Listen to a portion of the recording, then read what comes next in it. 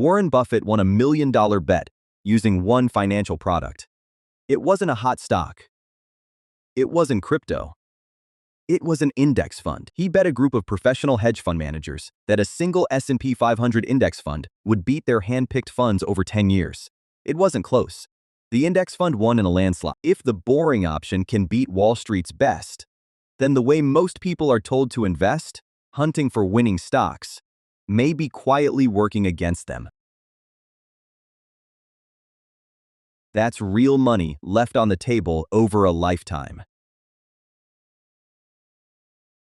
3 things. What an index fund actually is.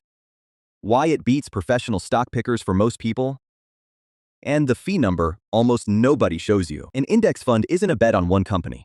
It's a basket that holds a small piece of every company in a market index. Say, the S&P 500, which covers 500 of the largest U.S. companies. When you buy one share, you own a tiny fraction of hundreds of companies at once.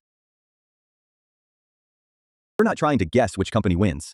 You're betting that, as a group, the economy grows over time, which, historically, it has. Roughly 10% a year on average, across nearly a century of data. Remember that Buffett bet from the start of this video? Here's the number that made it a landslide. Over a 15-year period, roughly 90% of actively managed funds run by professional stock pickers, fail to beat a simple S&P 500 index fund, not because those managers are bad at their jobs.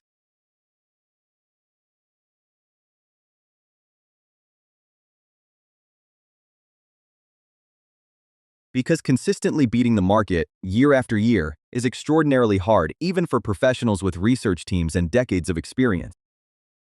Add to that, actively managed funds charge higher fees, and those fees compound against you every year, win or lose. And that fee gap is bigger than almost anyone realizes. The exact number is coming up next. A 1% annual fee sounds small.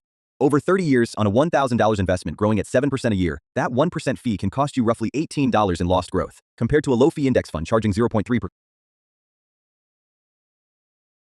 Nearly twice your original investment, gone to fees alone. That's not a rounding error. And on a larger balance, or with money you keep adding every month, the gap runs far higher. None of this means index funds guarantee profit. Markets go down, as well as up. And past performance doesn't predict the future. But the data is consistent. Low-cost, broad index funds have outperformed the majority of professionally managed alternatives over long time horizons, while charging a fraction of the fees. In investing, is usually a compliment.